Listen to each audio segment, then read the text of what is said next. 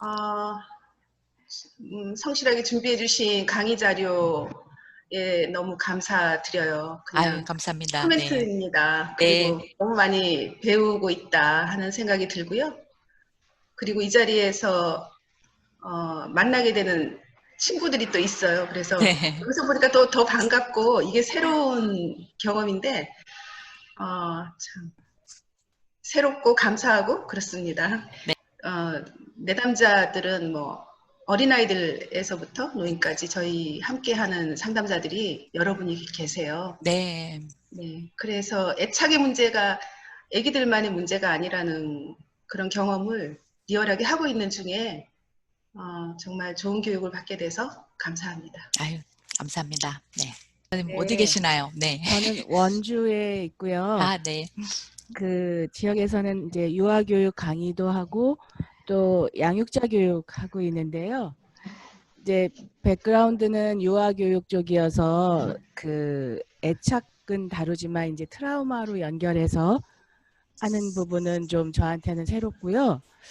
그리고 양육자들 만나보면은 이제 애착이 진짜 뭐라고 표현해야 되나, 죄책감마저도 느끼는, 그리고 또 양육자 교육 오래 하다 보면은 유아 자녀보다도 그 당사자, 양육자 당사자들에게 되게 절실하면서도 좀 어떤 부분은 아픈 그런 걸 많이 느껴요. 저를 또 포함해서. 그래서 강의 잘 듣고 있습니다. 아유, 감사합니다. 네. 네. 참 이게 힘든 것 같아요. 그죠? 그 애착은 어제도 하루 종일 말씀드렸지만 이게 환경이다. 그 부모가 얼마나 중요한가 얘기를 했는데, 근데 사실 부모가 정말 잘 못하는 것도 있고, 그 아이들을 치료를 하시는 경우에 그 부모 교육을 하거나 부모님한테 이렇게 좀 제안도 하고 하셔야 되는데, 이게 막 치료사들도 화가 나고 너무 답답하니까 그 부모님들한테 막 야단을 치고 하는 경우가 안 하려고 해도 그렇게 있는 것 같아요. 그죠? 근데 아, 그게 상당히 그 어떻게 보면 상처가 되면 안 그래도 그럼요.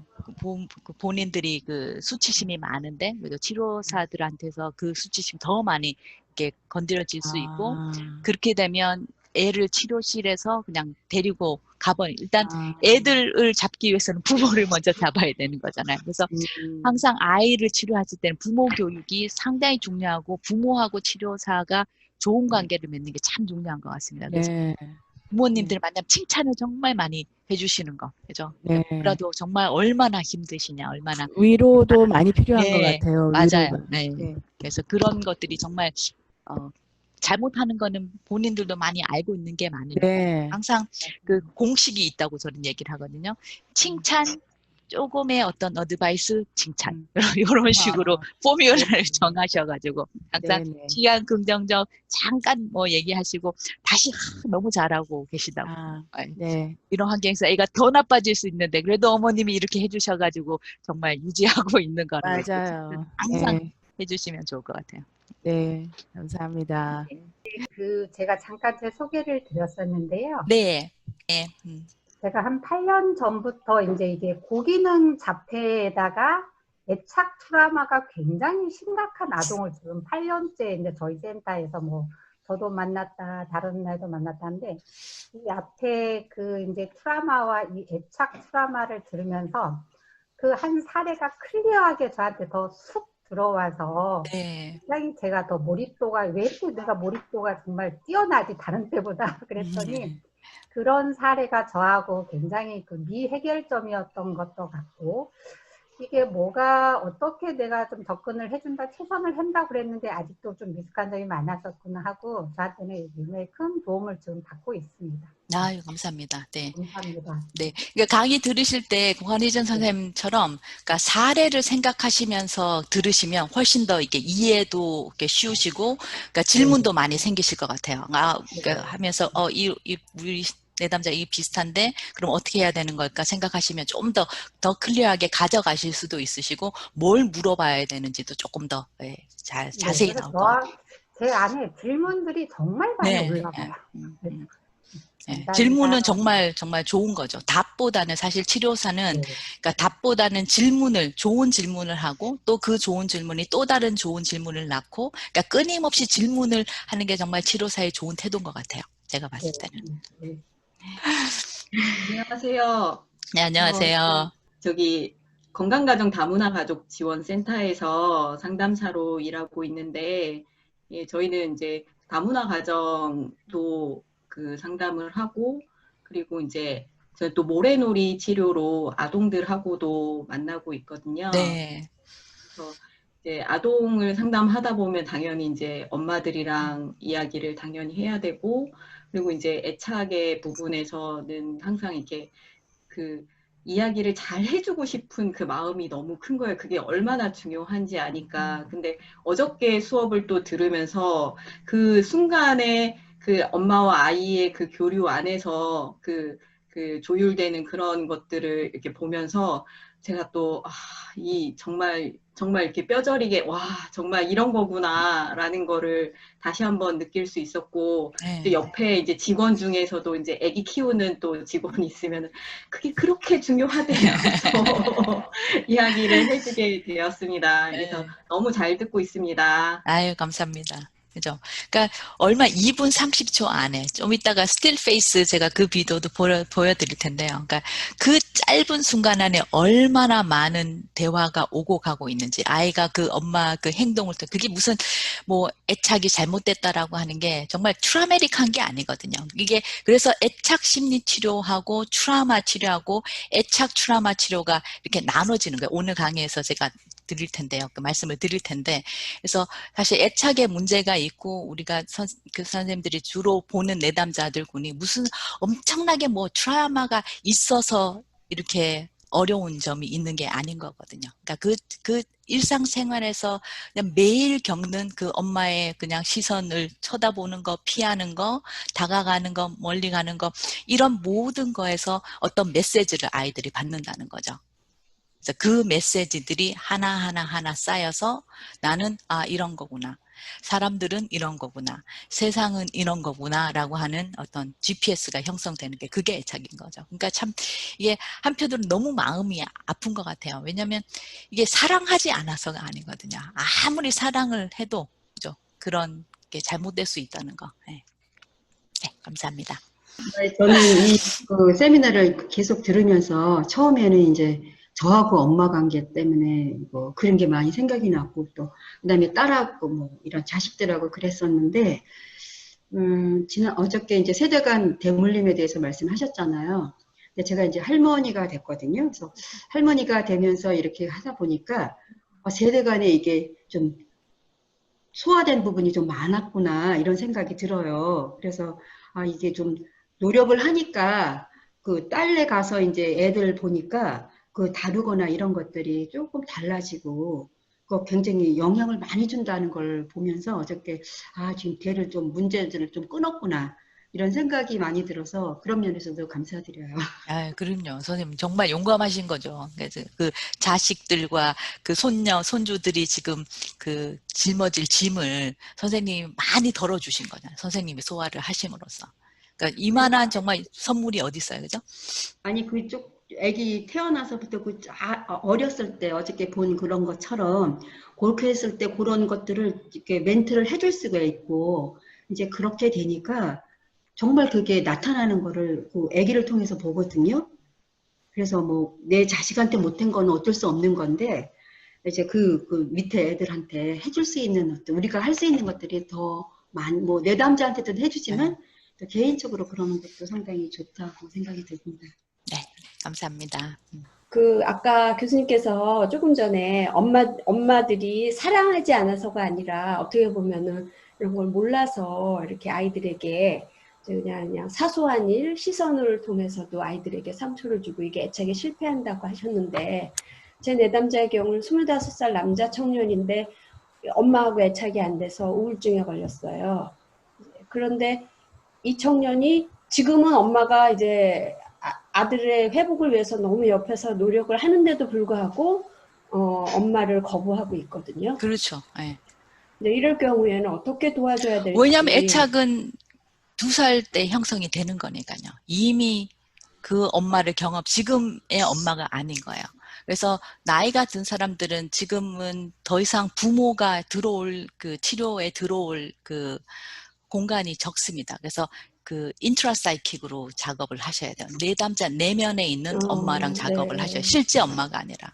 그러니까 네. 그래서 그 IFS라고 하는 방법이 발전된 이유가 인터널 패밀리 시스템이라고 하는 게 아무리 나중에 부모가 달라지고 가족이 변하더라도 내담자 증상이 전혀 좋아지지 않고 더 악화된다고 하는 거에 이제 리처 슈워츠 박사님이 도대체 왜 이런 걸까라고 봤더니 이미 이 내담자 속에는 그 내면화된 부모의 목소리들, 그죠? 있는데 이런 것들은 실제 부모보다 훨씬 더 익스트림하고 훨씬 더 어떤 나쁜, 그죠? 극단적으로 가는 경우가 많이 있었거든요. 그래서 실제 부모가 하는 건 조금은 도움이 되겠지만 이미 나이가 성인이라면 사실 그 부모가 어떻게 해봤자 큰 도움을 받지를 못해요. 그래서 그럴 때는 철저하게 내면에 있는 어떤 가족들하고 작업을 하는 게 훨씬 더 효과적입니다. 네. 네, 감사합니다. 네. 저는 이 수업을 들으면서 사실은 제가 많이 이해되고 제가 이제 치료를 받게 된다 하는 그런 느낌이 참 많았어요. 그래서 그 부분이 참 많이 감사하고 이 시간이 계속 저한테 이런 좋은 시간이 됐으면 좋겠다 하는 그런 바람도 있습니다. 네. 감사합니다. 네.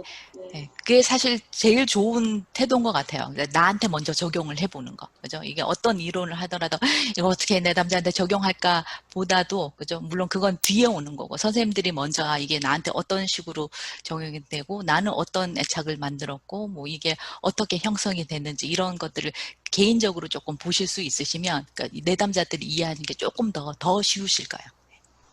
어제 절차적 기억을 좀 얘기를 하셨는데 그 절차적 기억들을 전에부터 갖고 있던 질문이었는데요. 네.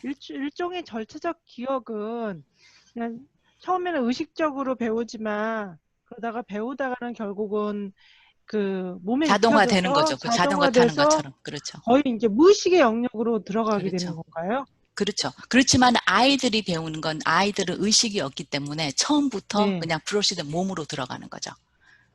아, 그건 의식, 무의식의 그 개념이 아니라 그냥.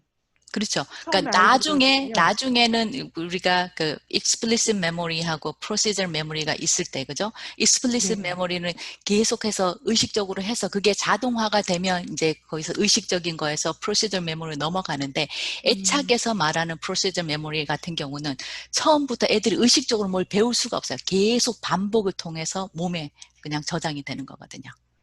아, 네네. 감사합니다. 저는 한 3년 전에도 선생님 강의를 들었었는데 어제 다시 비비 박사님 그 영상을 보면서 저는 아동부터 이제 성인까지 보는데 간혹 자폐아 경계라든지 자폐 아동들이 오는데 그 아이들의 다시 관심을 끌기 위해서 제가 너무 이렇게 당기지 않았나. 그 아이들 스스로가 이렇게 흥분했다가 다시 조절할 수 있는 기회를 저랑 계속 컨택을 이렇게 맞추느라고 제가 이끌지 않았나라고 이렇게 생각을 하면서 저를 조금 치료실 안에 있는 저는 내담자들하고 어떻게 접촉을 하고 있고 그들의 비언어적인 태도라든지 그들하고 어떻게 잘 만나고 있는지 저를 다시 보게 됐고 어제 가정 내에서 어떤 감정이 허락되고 어떤 감정이 허락되지 않았는가라는 그 멘트가 그냥 저 개인 1시간 슈퍼비전 받은 만큼 이거 되게 나한테 큰 영향을 미치고 있겠다라는 생각이 들어서 어제 그 두 가지만 이렇게 두 가지만 얻어도 되게 큰 거를 얻은 것 같아요. 감사합니다. 네, 그렇죠. 그래서 사실 그 치료사가 자기 그 애착 유형이 어떤 건지 아는 거 상당히 중요하거든요. 지금 김영미 선생님 말씀하신 것처럼, 그러니까 집착형인 사람은 앉아 있는 것부터 이렇게 앉아 있어요. 치료실에서. 내담자한테 조금 더 가까이 다가가 보려고, 그죠? 근데 이게 회피형을 만나셨을 때, 그죠? 그러니까 이렇게 하시면 더 도망을 갑니다. 그러면 치료사는 더 쫓아가고 더 도망가고. 그러니까 어떻게 보면 이전에 그죠? 애착에서 있었던 일이 똑같이 반복을 하는 거거든요. 그래서 선생님들이 치료실에 앉아 있을 때 어떤 태도로 앉아 계신지, 어떤 내담자들한테는 이렇게 좀 의자도 좀 뒤로 이렇게 가고 그렇게 하시는지, 어떤 내담자한테는 몸이 앞으로 이렇게 가는지, 그죠? 내가 어떤 내담자들한테 좀 더 쉽게 인게이지를 할 수 있고, 어떤 내담자들하고는 이렇게 좀 인게이지하는 게 힘든지, 이런 것들을 아시는 것도 상당히 많이 도움이 돼요. 해피형 같은 경우는 그죠? 그렇게 들이대면 안 되는 거죠. 조금 더 이렇게 물러나 있어서 그 바운더를 존중을 해줘야지 회피형이 좀 더 안전하게 느끼게 됩니다. 네, 아주 좋은 관찰을 하셨어요. 맞습니다. 그래서 어제 제가 하루 종일, 그죠?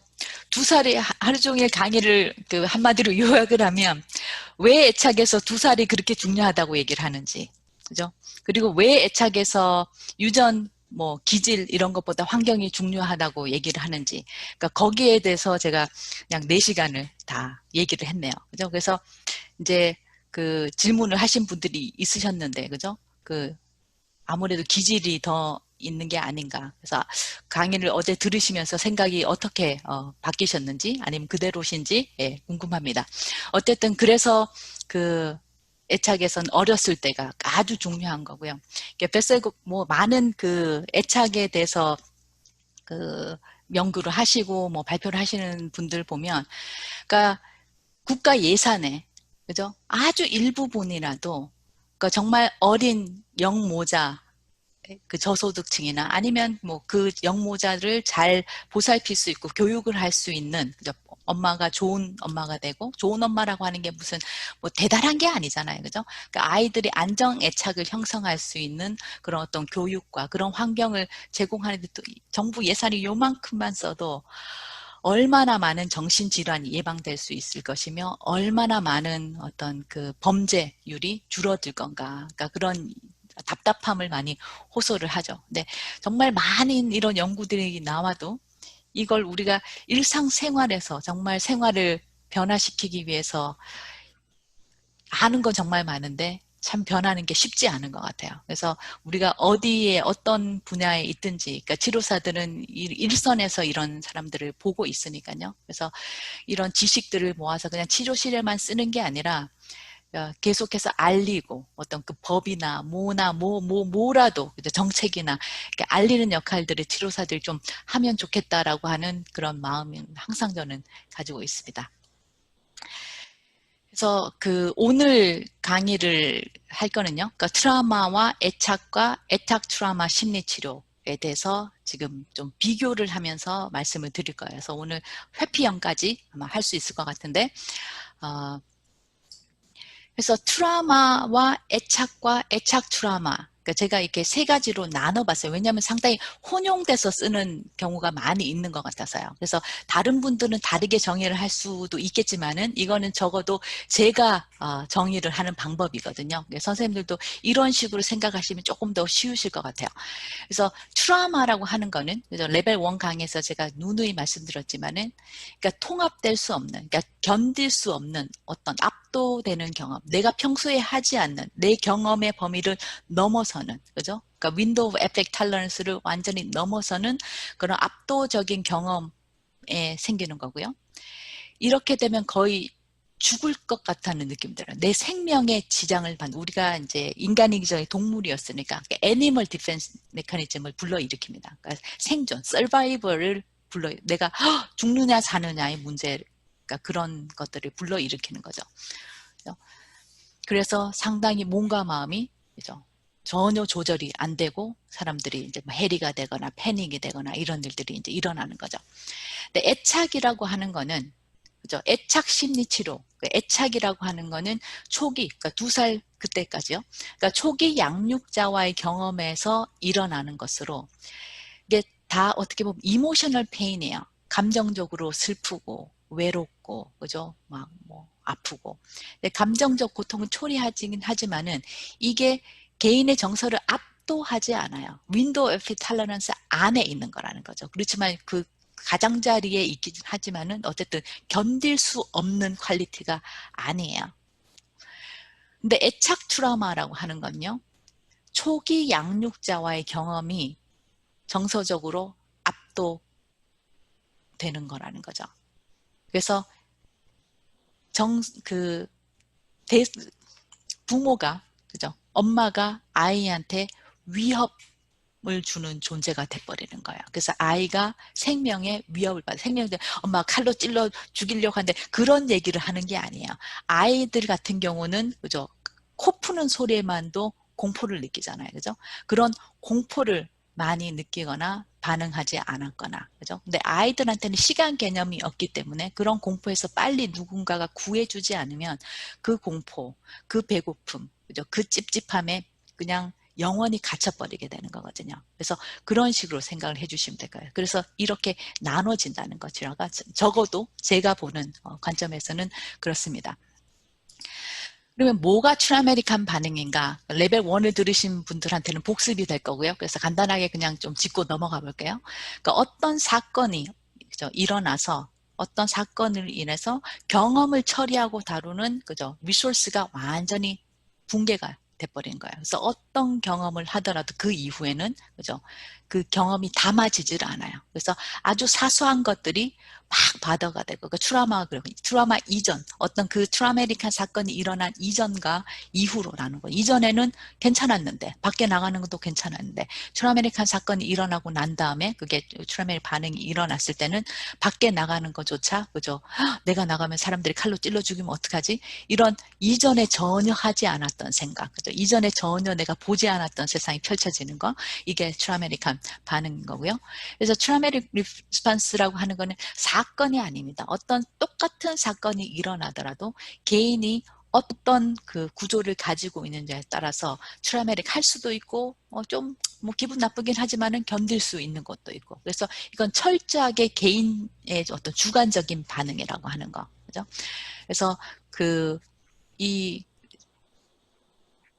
트라우마가 일어나기까지, 그죠? 어떻게 보면 애착이 상당히 중요한 역할을 하는데, 애착에서 안정적 애착을 받은 애들은 이런 것들이 훨씬 덜 트라우마틱해진 PTSD를 발전시킬 가능성이 더 낮다고 제가 말씀을 드렸어요. 그죠? 그래서 그 트라우마틱한 반응은 기본적인 신뢰나 기본적 안정감이 완전히 무너진 거고, 모든 것들이 바뀌는 그런 경험이 트라우마틱한 겁니다. 그래서 트라우마 심리치료의 핵심은 무너진 리소스를 다시 복구하는 거, 그 리소스가 없다면 그걸 만드는 거, 이걸 해야 되고요. 그러니까 이게 담아주는 그 역량이 없으면 트라우마를 다룰 수가 없어요. 그래서 계속해서 자원을 통해서 트라우마 작업을 할 수 있게끔 해준다는 거, 어떻게 보면 불구덩으로 들어가기 전에 소반 장비를 갖추는 작업이 바로 트라우마 심리치료에서 하는 일이라고 제가 말씀을 드렸어요.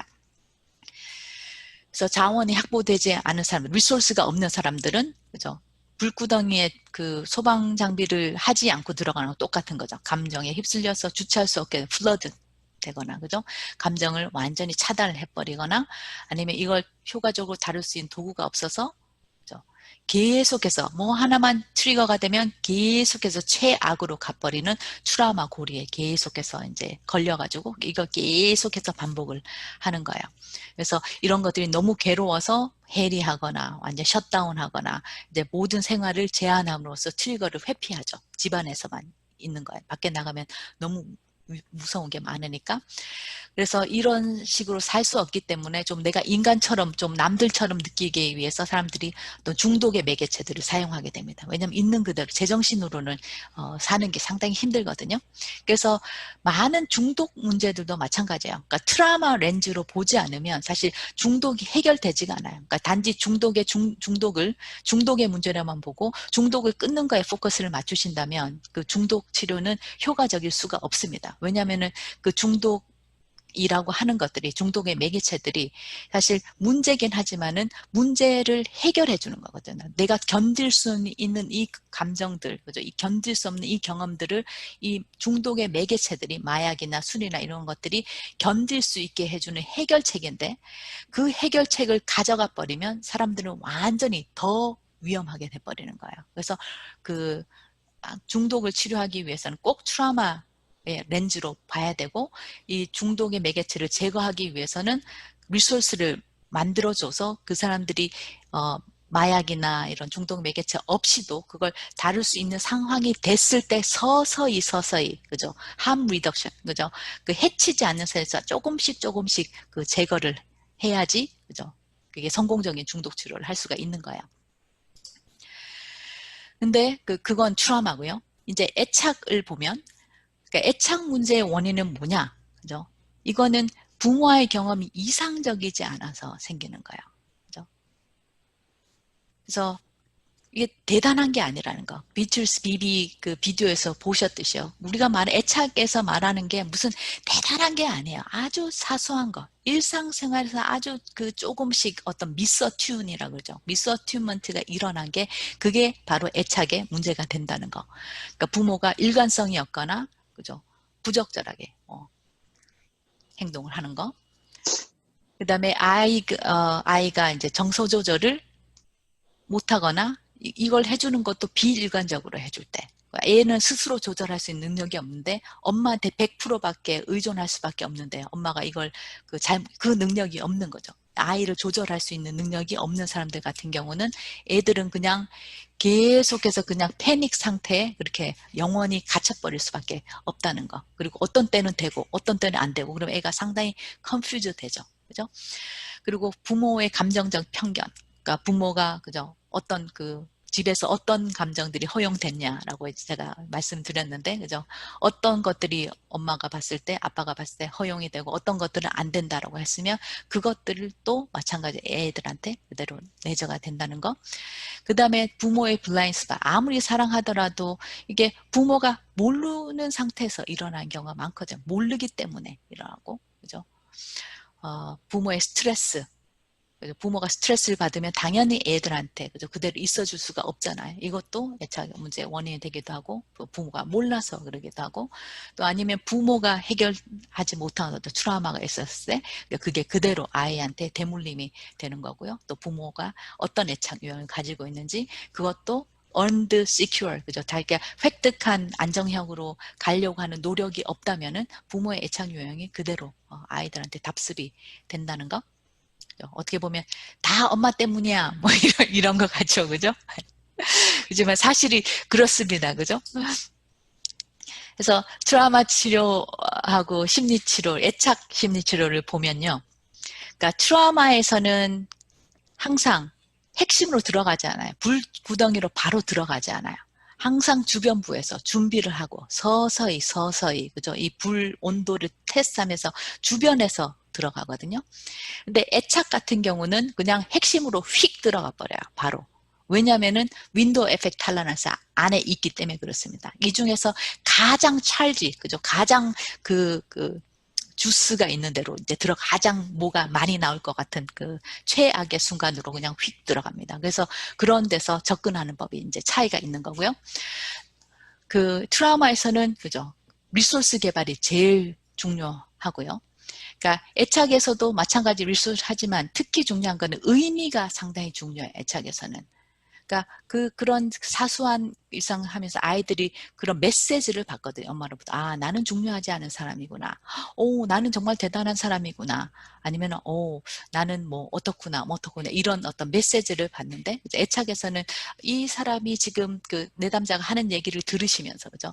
무슨 얘기를 하고 있나, 이 사람이 지금 그 사람들의 관계에서 지금 나하고 이야기하고 자기를 어떤 사람이라고 생각하는지, 남들이 봤을 때 자기를 어떤 사람이라고 생각하고 있다고 생각하는지 그 생각을 하시면서 내담자 얘기를 계속해서 들으셔야 돼요. 그죠? 자기감이 나는 뭐다라고 생각을 하는지.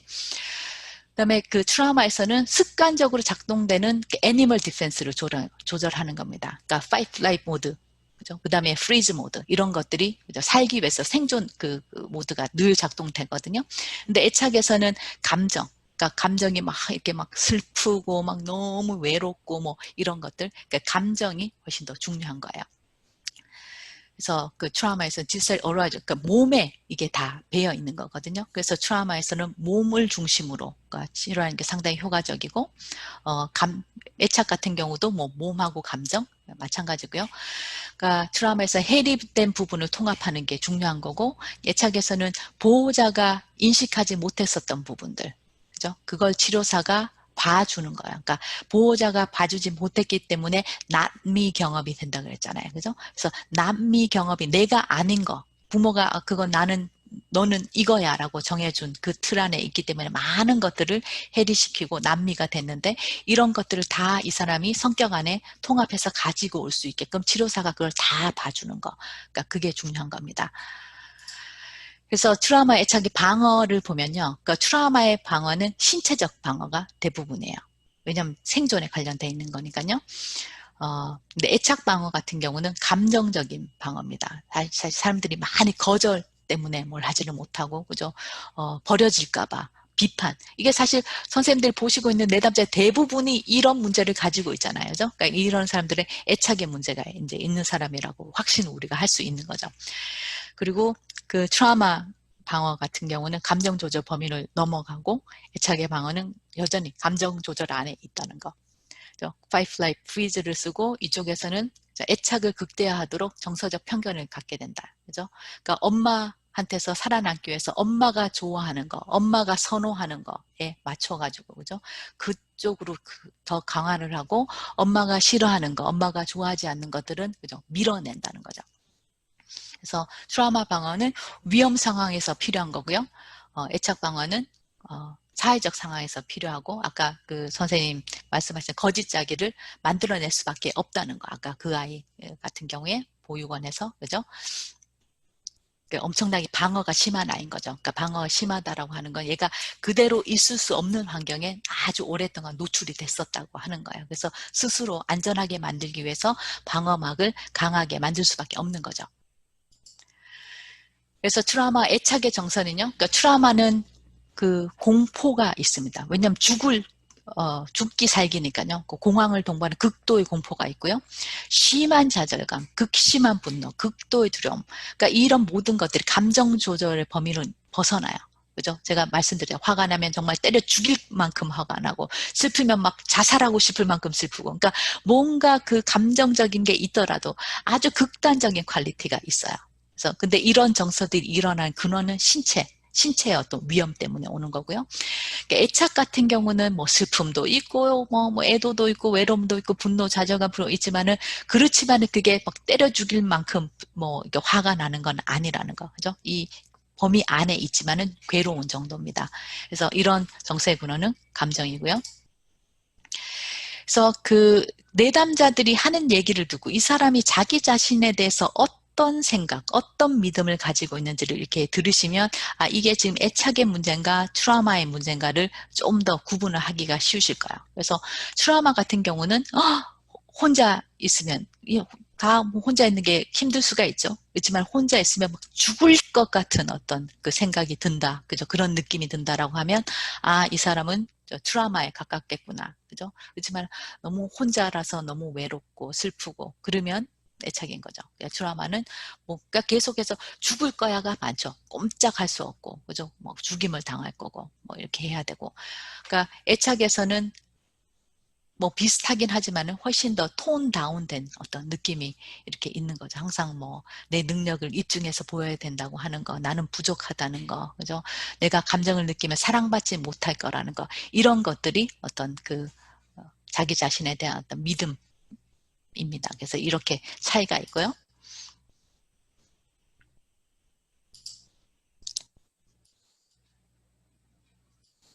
왜 넘어가지를 않지? 잠깐만요. 그다음에 애착과 트라우마 치료에서 의미를 보면요. 트라우마에서는 의미가 별로 중요하지는 않아요. 그래서 제가 레벨 1에서 보여드린 공황장애를 제가 조절하는 그걸 보면 중간에 숨을 쉬다가 그 내담자한테 자, 지금 어떤 생각도 어떤 감정도 옆으로 밀어놓고 숨쉬기에만 집중하세요 라고 하는 말 들으신 거 기억이 나신지 모르겠는데요. 그러니까 트라우마가 일어났을 때는 의미를 들어오면 지금 몸에 포커스를 맞추는데 막 의미가 들어오고 생각을 하고 하면 정신이 하나도 없어요. 그래서 집중을 할 수가 없거든요. 그래서 감정과 생각은 한편으로 밀어놓고 철저하게 몸에 포커스를 맞춰서 작업을 하고요. 근데 애착에서는 의미가 상당히 중요해요. 그래서 많은 것에서 그 의미가 지금 이 사람이 이 상황을 통해서 어떤 의미를 만들고 있지를 늘 선생님들이 생각을 하셔야 됩니다. 그래서 트라우마는 몸에 집중을 하고요. 의미라고 하는 건 이 작업이 다 끝내고 난 다음에 마지막 통합할 때 이게 어떤 의미인지 그 의미가 들어오는 거지 그 전에는 별로 중요하지가 않습니다. 근데 애착은 처음부터 그죠? 계속해서 의미를 찾는 게 상당히 중요하고요. 그래서 이런 그 애착의 경험, 그 초기 경험을 이 사람이 신체적으로, 인지적으로, 감정적으로 어떻게 해석을 했는지, 그죠? 그래서 어떤 식으로 자기 자신을 만들고, 어떤 식으로 대상들을 만들고, 어떻게 세상을 구성했는지를 아는 게 상당히 중요해요.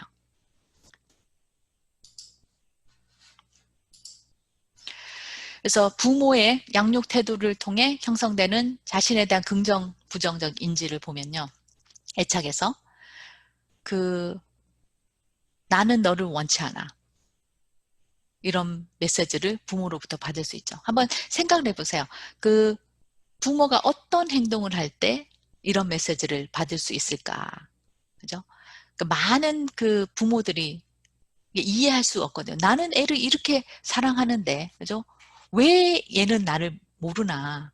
그러니까 특히 한국 아버지들이 많이 그러신 것 같아요. 그죠? 나는 식구들을 너무 사랑해가지고 내가 새벽부터 밤늦게까지 나가서 열심히 일하고, 그렇게 해서 돈을 벌어가지고 왔는데 왜 우리 식구들은 내가 식구들한테 관심을 안 보인다고 하는가? 막 너무 억울하시죠. 그죠?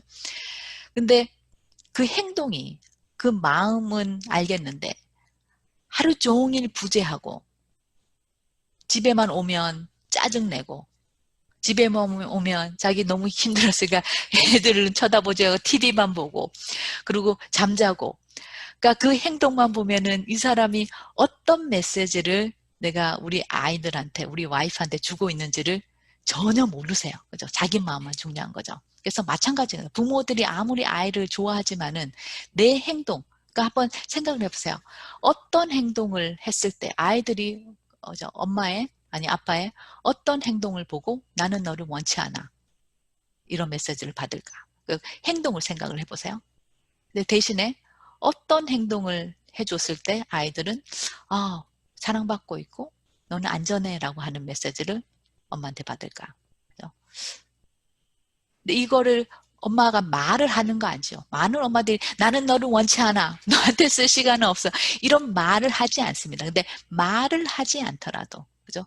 그 행동으로 아이들은 이런 메시지를 받아들인다는 거예요. 너한테 쓸 시간은 없어. 늘 바쁜 사람이겠죠. 엄마라고 잠깐만 이거 하고. 그러니까 이런 일상에서 일어나는 일들이라는 거야. 그죠? 근데 엄마 이렇게 했을 때 이걸 하더라. 잠깐만 내려놓고 눈 맞추고 이렇게 해주면 나는 아무리 엄마가 바빠도 나한테 신경을 쓸 수 있는 나는 중요한 사람이구나 라는 메시지를 받겠죠. 그죠? 그럼 또 어떨 때 엄마가 너는 내가 시키는 대로 해야 돼. 말을 하지 않지만 어떤 행동을 했을 때 그죠? 그런 메시지를 받을까? 너는 선택할 수 있어 라고 하는 건 어떻게? 그죠? 네 감정은 중요하지 않아. 그러니까 계속해서 머릿속으로 어떤 행동, 어떤 그림들이 펼쳐지는지를 생각을 해보세요. 네 감정은 나한테 중요해? 혼자 알아서 해. 요구하지 마. 근데 제가 미국에 있다 보니까요. 그 부모들이 참 얼마나 유학생들 같은 경우에 얼마나 모르나 이런 생각을 많이 해요. 그래서 아이들이 정말 많이 혼자서 알아 하거든요. 이게 정말 많은 어려운 점이 있는데 부모한테 연락을 하지를 않아요. 그래서 왜 연락을 하지 않느냐.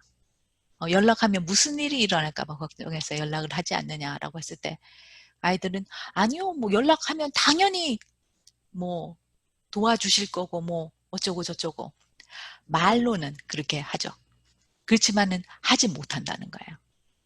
그래서 인지로 아는 거랑 가슴으로 아는 거랑 많이 다르다는 거. 그죠? 그리고 너는 나에게 의지할 수 있어? 어떨 때 애들이 이 메시지를 받는 건가? 내가 불행한 건 너 때문이야. 그죠? 아니, 내가 불행한 건 네 책임이 아니고 괜찮아. 그러니까 너는 신경 쓰지 마. 너는 잘해야지만 관심을 받을 수 있어. 아니면 너는 있는 그대로 사랑을 받을 수 있어. 그죠? 이게 아주 사소한 일반적인 행동들에서 애들은 이런 의미들을 하나씩 받아들인다는 거죠. 그래서 이걸 우리가 치료실에도 또 적용을 한번 해보자고요. 선생님들은 내담자한테 어떤 메시지를 보내고 계시는 것 같은지. 물론 우리가 치료실에서 뭐 말하고 인게이지하고 잘한다고 하지만은 그 외에 내담자가 전화를 했을 때나 아침 그 내담자를 볼 때 뭐 할 때 아주 사소한 거에서 어떤 메시지를 우리는 보내고 있나. 근데 이거 우리가 의식적으로 하는 게 아닌 거거든요. 그죠? 그냥 나오는 거잖아요. 습관처럼. 그렇지만 우리의 습관이 정말 많은 얘기를 사람들한테 할 수 있다는 거.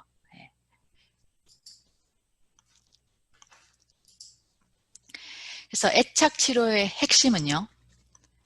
인지적 과정, 감정적 과정, 감각, 운동력, 신체. 그러니까 생각, 사고, 감정, 감각. 이 세 가지를 동시에 연결을 시켜야 되는 겁니다. 이 세 가지가 동시에 다 연결이 되고 의미를 만들고 해야지 가장 좋은 치료가 되는 거예요. 어떻게 보면 뇌 얘기를 할 때, 삼중뇌 얘기를 할 때 제가 말씀드렸죠. 요 세 가지 상태가 돼야 된다는 거. 뇌관과 그죠? 변형계와 그 대뇌 피질이 다 같이 이렇게 연결돼서 서로 작동을 해야지만 되는 거죠. 이렇게 되면 안 된다라고 하는 거.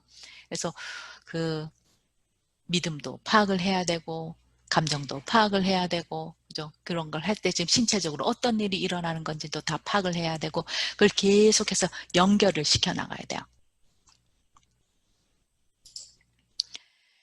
그래서 애들 같은 경우는 생존하기 위해서 그죠? 애착을 형성할 수밖에 없죠. 그게 안정 애착을 할 수 없으면 불안정 애착이라도 애착을 형성할 수밖에 없는 거예요. 그죠? 그래서 부모한테 맞추는 걸로 생존을 보장받는 거죠. 자기가 타고난 저마다의 그 잠재력을 발휘를 못하더라도 많은 것들을 이렇게 제한을 하더라도 적어도 생존은 부모한테 맞추게 되면 생존은 보장받잖아요. 그러니까 그렇게 되는 게 바로 애착입니다. 그렇죠? 그래서 그 부모가 얼마나 중요한가 애착에서. 그래서 이거는 제가 얘기를 했으니까 넘어가고요. 그래서 애착 심리 치료에서 주의해야 될 점은요. 애착 심리 치료는 생존이 아니에요. 그죠? 발달상의 어떤 문제를 다루는 거라는 거. 그래서 치료 중에 내담자가 애착 치료를 하다가 트라우마로 가면 모든 걸 멈추고 트라우마 치료를 해야 돼요. 왜냐하면은 다룰 수 없는 것들, 압도되는 것들이 나타나면 그대로 말을 할 수가 없으니까 다시 윈도우 에펙트 톨러런스 안에 데리고 오기 위해서 트라우마 작업을 하셔야 되는 거고요. 그래서 애착은 깊은 고통이 있지만 이를 견디고 다뤘을 때 기분이 상당히 좋아져요. 그 고통을 견디고 나면, 그죠? 프라이머리 에펙트에 이제 닿게 되면 그게 아주 자연스럽게 흥분을 하고, 그죠? 유지하고 견디고 다시 편안하게 내려오게 되는 거거든요.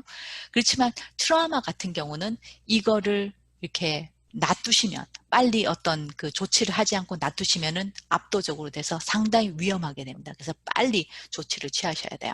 그래서 항상 내담자가 지금 윈도우 에펙트 톨러런스에 지금 있는지 넘어갔는지 지금 넘어가려고 하는지 그걸 계속해서 체크를 하시면서 보셔야 됩니다. 그다음에 이거는 제가 레벨 1에서도 보여드렸는데요. 그러니까 애착 치료를 하다가 내담자가 트라우마로 갔을 때 어떤 식으로 그죠? 트라우마 작업을 하는지를 보여드립니다. 거기서 완전히 들어가는 건 위험해요. 지금은 그냥 문을 열어서 보고 커튼을 닫고 다시 돌아오고 그걸 여러 번 해서 이게 어느 정도 그 상황이 파악이 되고 우리가 준비가 되면 들어갈 수 있는 거예요. 오늘 구경하는 거 좀 해볼 수 있겠어요? 지금 준비를 시키는 거거든요. 그러니까 어떤 그 트라우마가 어쨌든 그런 어떤 사건이 있어서 그 사건 안으로 이제 들어가서 이제 그걸 좀 상황을 좀 살피고 지금 하려고 이제 하는데 지금 이미 내담자가 손을 이렇게 지금 하고 있죠. 지금 마비가 지금 살짝 오는 것 같아요. 근데 제가 그걸 봤지만은 제 욕심에 빨리 가고 싶은 마음에 이걸 무시합니다. 그리고 좀 더 얘기를 하면서 점점 내담자가 이게 트라우마틱 윈도우 에펙트 톨러런스를 넘어가는 걸 보실 수가 있어요. 근데 항상 좋은 거는 미리 방지하는 거. 이런 일이 안 일어나게 하는 게 가장 좋고 뭔가 이상한 것들이 노티스가 되시면 바로 스탑을 하고 무슨 일이 일어나는지 체크를 하는 게 좋으세요. 여기서는 제가 타이밍이 좀 늦었습니다. 좋은 아이디어인 것 같아요? 아닌 것 같아요? 구경할 게 없는 게 아니고 그러니까 익스플로어 할 게 뭔가 도대체. 왜냐면 그 경험이 나오면 이게 observe를 할 수 있는 거리가 생기는 게 아니라 그 자리에 가버리는 거잖아요. 그러면 그 상황에 대해서 알 수가 없어요. 완전히 그 안에 있는.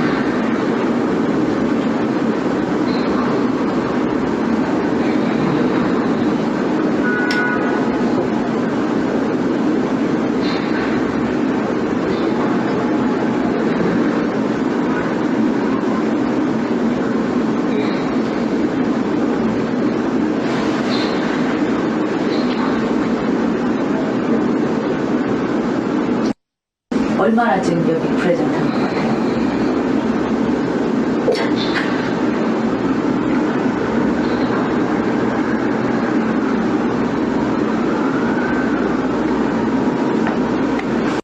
그거 놓고 잠깐 저 좀 봐요. 뭐가 떠올랐어요? 지금 어떻게 뭐가 떠오른 것도 아니에요. 실패적인 반응이 일어나는 거예요. 저 좀 보세요. 놓고 저 보세요. 저 보세요. 아이 컨택을 좀 하려고. 내가 이거 던져볼게요. 잡아보세요. 잡아보세요. 잡을 수 있겠어요? 내가 지금 그렇게 한 건 지금 몸이 지금 굳어가고 있어요. 그래서 최대한 그 움직임을 해서 그걸 좀 풀어보려고 지금 시도를 하는 거거든요. 저한테 던지세요. 저 쳐다보고 던지세요. 다시 숨 쉬고 내쉬고 엑셀에 포커스 맞추고 다시 한번 엑셀. 제 목소리가 상당히 다급하죠, 그죠? 이게 자, 하려고 하지만 할 수가 없는 거예요, 답변가지고. 한번 돌아보고 자, 빨간색 물건이 뭐가 있는지 색을 찾아보세요. 자, 뭐가 있어요? 빨간색 얘기해보세요. 빨간색 보여요? 자, 빨간색 이름 얘기해보세요. 뭐가 보여요? 빨간색. 자, 쭉 돌아보세요. 여기 어딘지 보고, 여기 어딘지 보고. 자, 여기 오피스예요, 그죠? 여기 오피스예요. 저랑 같이 있는 거예요. 자, 뭐가 있는지 보세요. 빨간색 물건이 뭐가 보이는지 보세요. 자, 엑셀 하면서 넥 트레이닝을 시키는 거죠. 사회관계 체제를 한번 이렇게 깨워보려고. 자, 빨간색 물건이 뭐가 보여요? 3개만 얘기해보세요.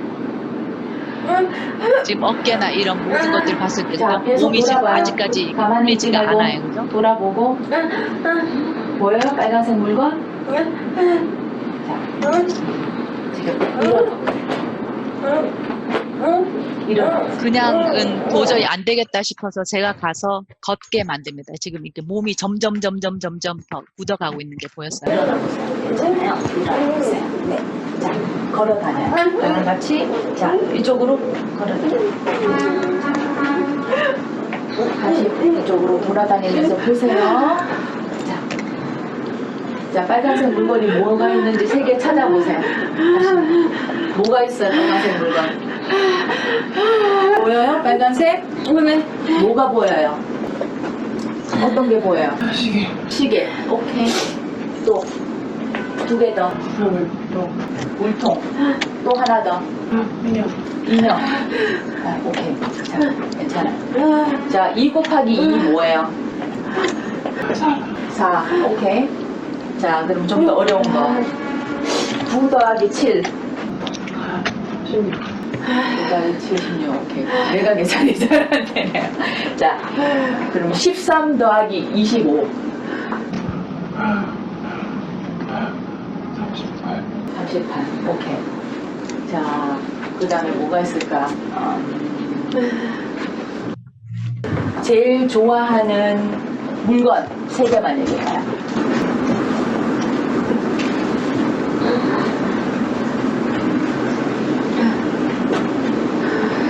뭐 있어요? 제일 좋아하는 물건. 마사지죠. 목소리가 조금 두개 더. 내려왔죠? TV 또 쿠션. 오케이, 좋아요. 자, 이제 조금 진정이 된 것 같아요. 네, 앉아보세요. 자, 앉아서 스트레칭 좀 해볼게요. 자, 일단 다리 이렇게 한번 돌려보세요. 릴렉스. 한 번 더. 릴렉스. 자, 이번에 허벅지하고 엉덩이 힘을 줘볼게요. 릴렉스. 자, 한 번 더. 릴렉스. 자, 이번에는 알치를 해볼게요.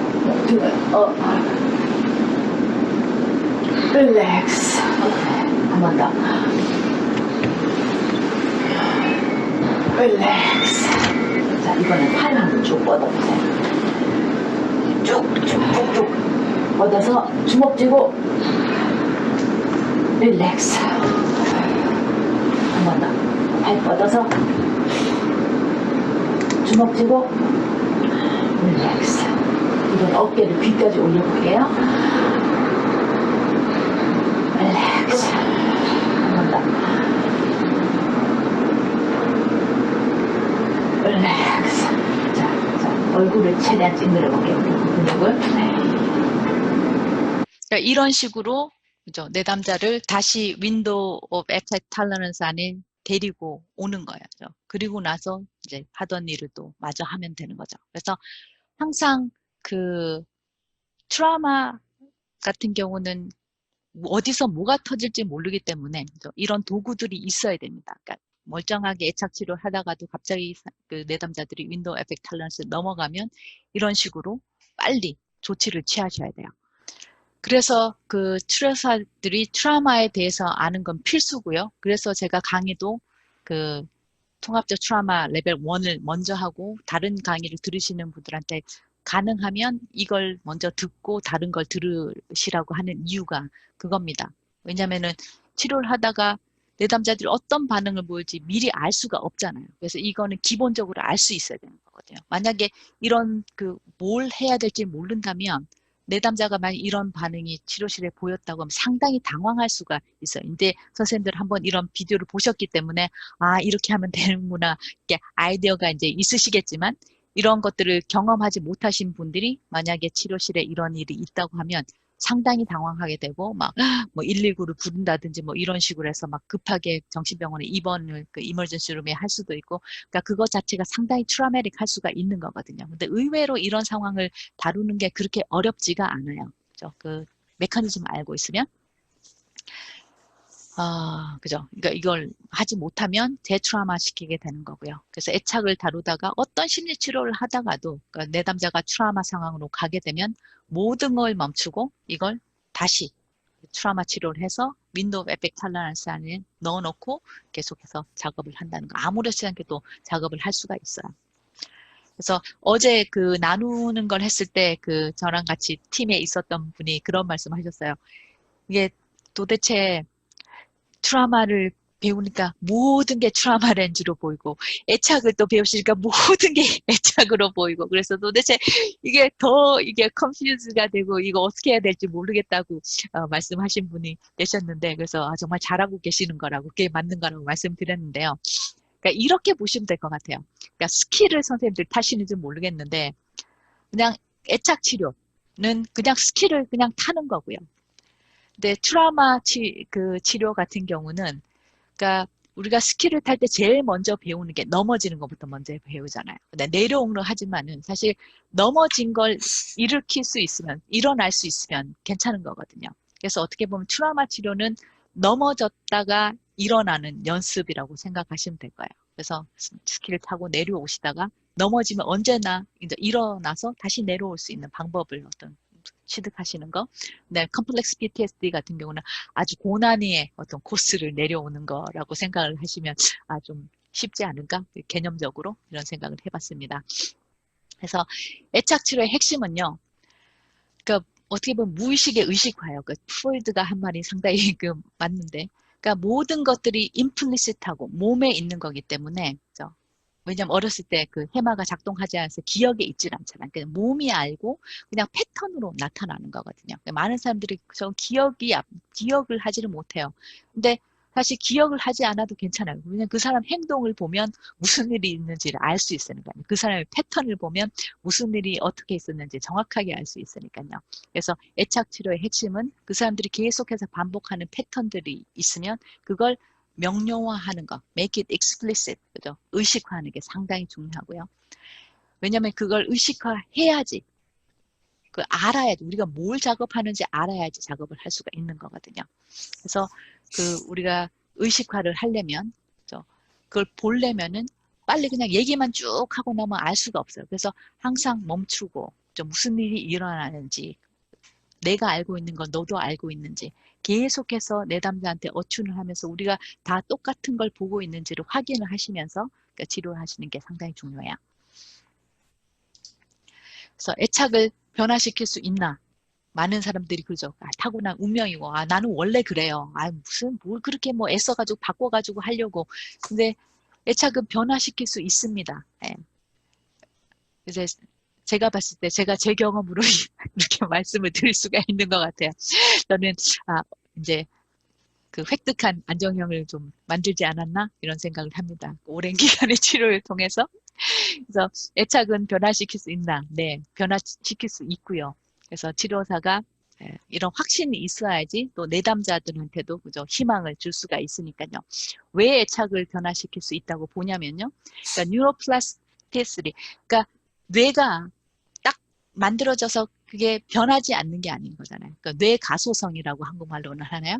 이게 뇌는 끊임없이 변하는 거거든요. 어디가 부분을 잘라내도 다른 부분이 그 부분을 테이크 오버하고, 그죠? 그래서 뇌는 끊임없이 변하기 때문에, 그죠?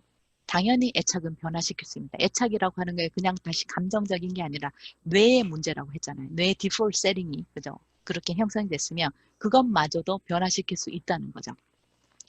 그래서 브루스 에커 같은 경우는 이게 이 사람의 메모리 리컨솔리데이션 그런 이론과 그런 식의 치료를 하는 심리 치료사인데요. 그러니까 이 사람 이론에 따르면 그러니까 과거 경험을 불러와서 그죠? 현재에 불러와서 새로운 정보를 제공하면 그죠? 리소스들을 통해서 그죠? 새로운 정보를 제공하면 그래서 내가 새로운 정보를 업데이트할 수 있게 해서 과거의 부정적 흔적을 없앨 수가 있다는 거예요. 그러니까 어떤 애착이 가졌더라도 어떤 트라우마 경험을 했더라도 이걸 새로운 정보로 그걸 덮어 쓸 수 있다는 거거든요. 그렇죠? 그리고 또 뇌는 실제 일어나는 것과 상상하는 것을 구분하지 못하기 때문에 상상을 통해서 계속해서 새로운 경험을 할 수 있고 그러니까 이런 경험을 통해서 뇌의 새로운 신경 경로를 만드는 거예요. 이전에 끊어졌던 신경 경로들을 연결하고 없었던 새로운 어떤 길을 만들어내고 하는 것들을 우리가 심리치료를 통해서 충분히 할 수 있다라고 하는 거. 그리고 또 하나 메모리 컨솔리데이션 이론을 보면 경험이 우리가 장기적으로 남기 위해서는 어느 정도의 어떤 강도와 어떤 시간이 필요한데 그래서 좋은 경험을 좀 더 많이 하도록 그죠? 그래서 치료 시간에서 긍정적인 걸 중요하다, 긍정적인 나오면 조금 더 붙잡아라고 하는 이유가 바로 그겁니다. 그러니까 장기 기억에 남기기 위해서 긍정적인 것들은 좀 더 강조를 해야지만 남거든요. 그래서 이런 것들을 이용을 해서 우리가 치료를 할 때 적극적으로 이런 어떤 이론들을 적용을 하는 거고 그리고 내담자들한테도 우리가 희망파리가 되는 거죠. 변화시킬 수 있다. 당신 달라질 수 있다는 희망을 줄 수가 있는 거예요. 그래서 애착 치료도 그렇고 트라우마 치료도 그렇고 리소스가 상당히 중요하고 새로운 경험을 하는 게 상당히 중요합니다. 그러니까 똑같은 패턴을 반복하고 치료실에서 와서마저 똑같은 패턴을 치료사 선생님이 반복을 하는 게 아니라 뭔가 이전과 똑같은 상황이 올라왔지만은 전혀 새로운 경험을 하게 돼서 뇌가 깜짝 놀라게 만들고 새로운 길을 만드는 거예요. 늘 거절받는 사람이 그죠? 나는 거절받아라는 어떤 생각을 가지고 있는 사람이 치료실에 와서 선생님 제가 이렇게 해도 돼요? 라고 했을 때 아니요 그거는 할 수 없는 겁니다. 그럼 똑같은 거절을 경험을 하는 거잖아요. 그렇지만은 치료사가 그걸 알고 뭔가를 해줬을 때 그죠? 그런 새로운 경험을 할 수가 있는 거죠. 그래서 어떻게 보면 애착 치료에서는 그런 교화적 경험이라고 하는 게 상당히 중요한데요. 그래서 교화적 경험이 어떤 건지 그 패치 아담스 영화 보셨는지 모르겠는데요. 거기서 패치 아담스가 이분이 상당히 우울증이 있어가지고 자기 스스로 입원을 하거든요. 근데 그 정신병원에 입원을 하다 보니까 뭐 여러 가지 뭐 망상 환자들도 있고 뭐 그래서 그 환자가 홀루시네이션 때문에 잠을 못 자는 거예요. 쥐가 막 이렇게 쥐가 아닌 다람쥐구나. 네, 다람쥐가 막 와서 화장실도 못 가고 하는 걸 그 내담자의 환상에 조인해서 그죠? 어떻게 도와주는지 얼마나 새로운 경험을 만들어주는지를 보실 수가 있을 겁니다.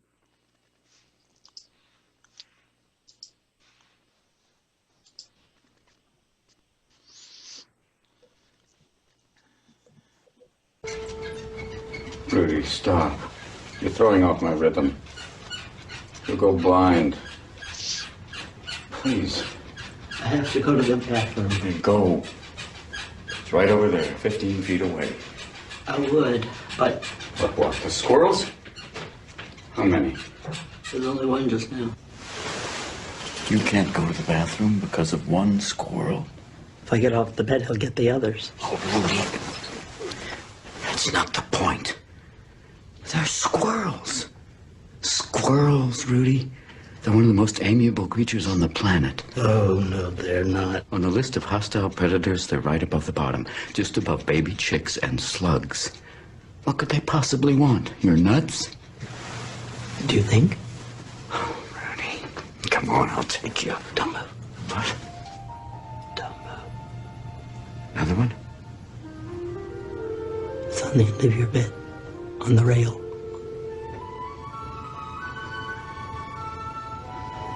Be careful, it's gonna jump.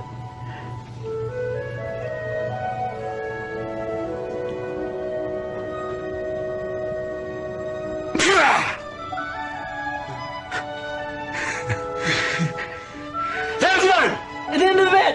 Bang! No, they're going across the sprinkler! By the door! By the door! By the door! By the door! Coming out of the bathroom over here! Bathroom! Bathroom! Bathroom! Bathroom! Bathroom!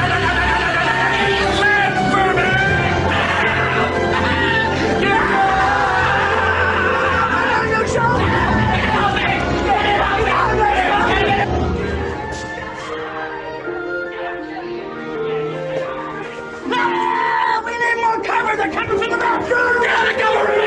Number four! Number four! We need the four! We need the four! Get down! They're gone. I think it's safe to go to the bathroom, Rudy. Come on. No, it's too risky. No, not when you have This. A bazooka. Yeah. Load. Let's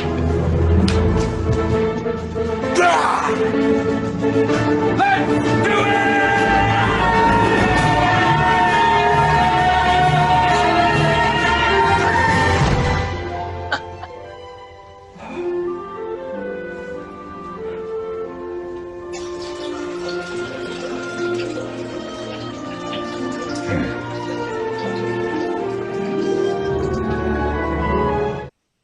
네, 이거 어떻게 보셨는지 모르겠는데요.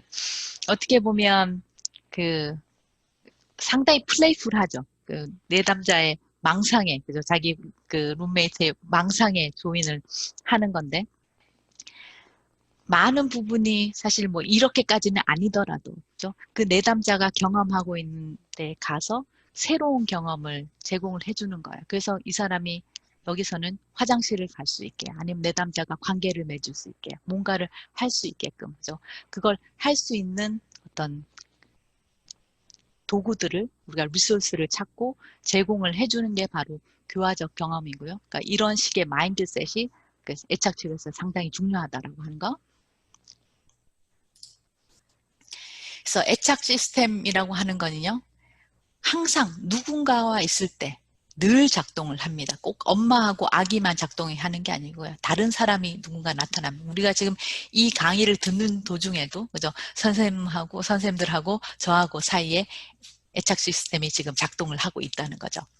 그래서 그 치료실에서는 지금 어떤 애착 형태가 나타나고 있는지 내담자들한테서, 아니면 선생님 개인적으로도 어떤 애착 형태가 나타나는지 발견을 하시고, 그죠? 그리고 내담자들이 좀 더 안전 애착으로 갈 수 있게끔 교화적 경험을 제공해서 이렇게 갈 수 있도록 도와주시는 게 애착 치료를 하시는 거고요.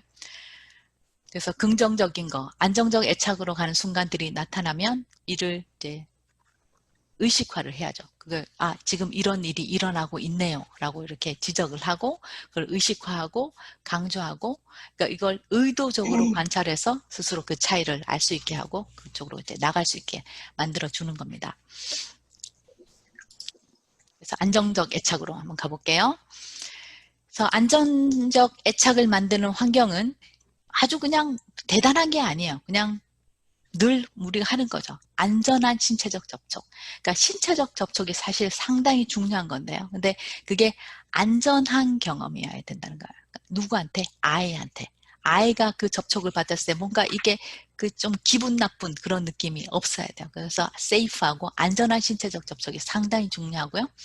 그 다음에 눈 맞춤과 얼굴도 안정적 애착을 만들기 위해서. 왜냐하면 아이들은 늘 그 엄청난 많은 정보를 엄마의 눈과 얼굴을 통해서 받아들이니까요. 이게 안전한지 아닌지, 그죠? 그래서 이게 상당히 중요하고, 그 다음에 rupture and repair도 상당히 중요합니다. 그러니까 비틀스 비비 거기서도 말했지만요. 사실 부모가 완벽하기를 바라는 게 아닌 거거든요. 완벽할 수도 없고. 그죠? 우리가 사실 아무리 잘하려고 해도 안정적 애착을 하기 위해서는 30% 정도 어춘이 되면 되는 거예요.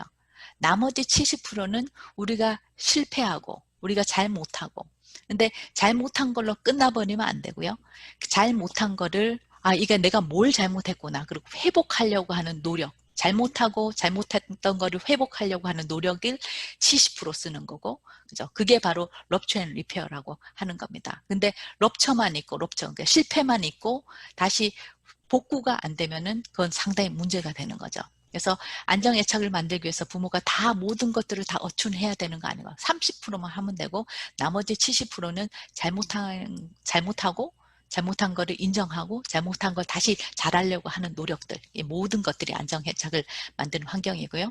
그러니까 치료에서도 마찬가지죠. 우리가 내담자들한테 30%만 어춘을 하면 돼요. 나머지 70%는 우리가 얼마나 잘못하고 있는지를 알고 또 그걸 사과를 하고 또 어떻게 더 잘할 수 있는지 묻고 고치고 하는 그 과정이라는 거죠. 그리고 엄마 눈에 별이 떠야 되는 거죠. 아이를 바라볼 때 눈에 별이 빛나야 돼요. 그 아이들은 엄마 눈 속에 비친 자기를 바라보면서 떠오르는 별을 봐야 되는 거고요. 그 다음에 또 하나, 그러니까 컨틴전시라고 하는 게 상당히 중요한데, 그러니까 치료사들이 애착이나 트라우마 치료를 할 때도 꼭 가지고 있어야 되는 마음이 이 바로 컨틴전시입니다. 그러니까 컨틴전시가 이게 어떤 말이냐면요. 이거 안 되면 그 다음 안 되면 그 다음 안 되면 그 다음. 제가 아까 세션을 이렇게 보시면은요. 처음에 제가 쿠션 던지기를 했어요. 근데 그걸 했는데 이게 별로 안 돼요. 그래서 제가 넥 터닝하고 물건 하기를 했는데 그것도 지금 잘 안 돼요.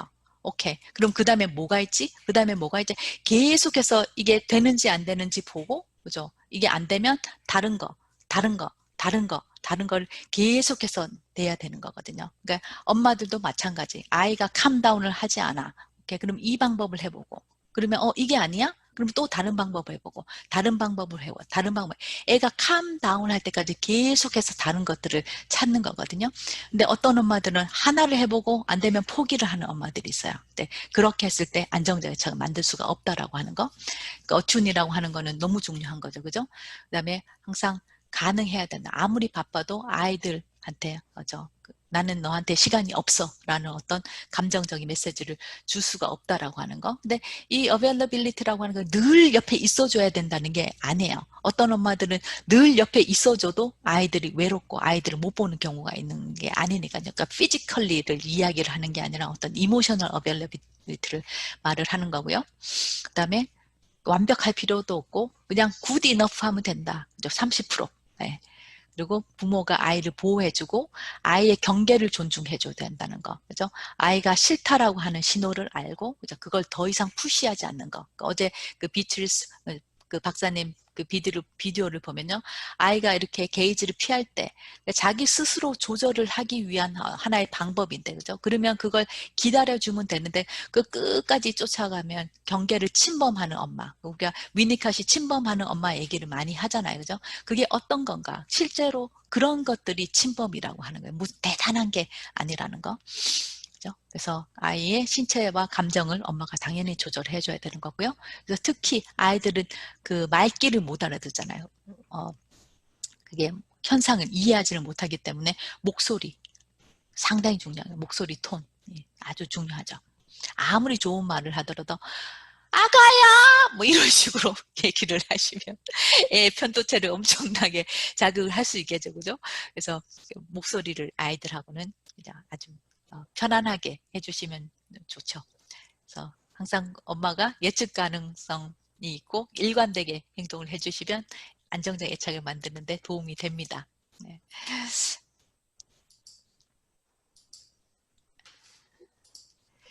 그 다음 비디오는 그 안정적 애착이 이제 형성이 됐을 법한 아이 비디오인데요.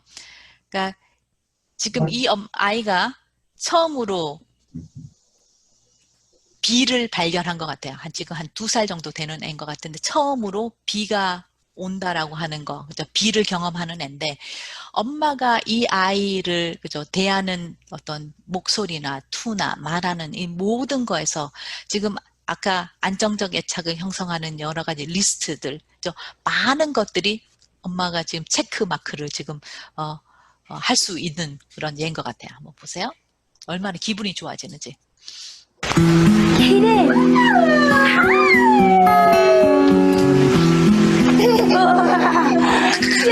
재밌어? 아, 차가워! 아, 차가워! 오 마이 갓! 오 마이 갓!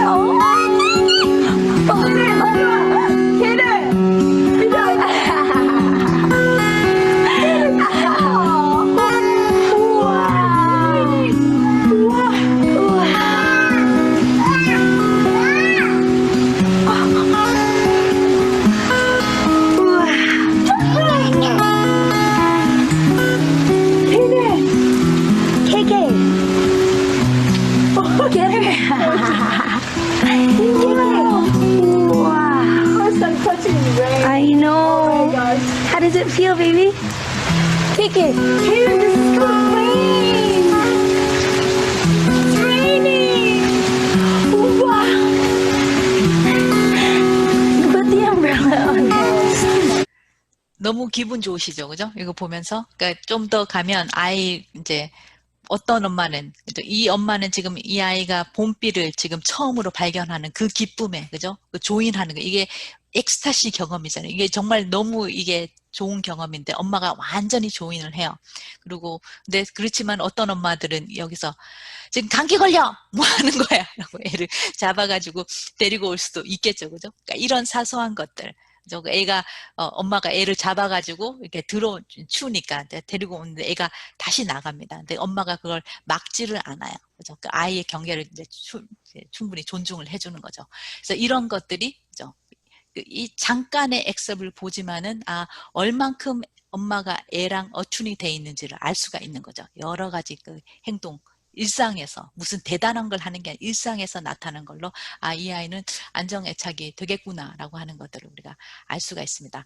그러면 지금 잠깐 쉬었다가요 돌아오시면 되겠습니다. 네.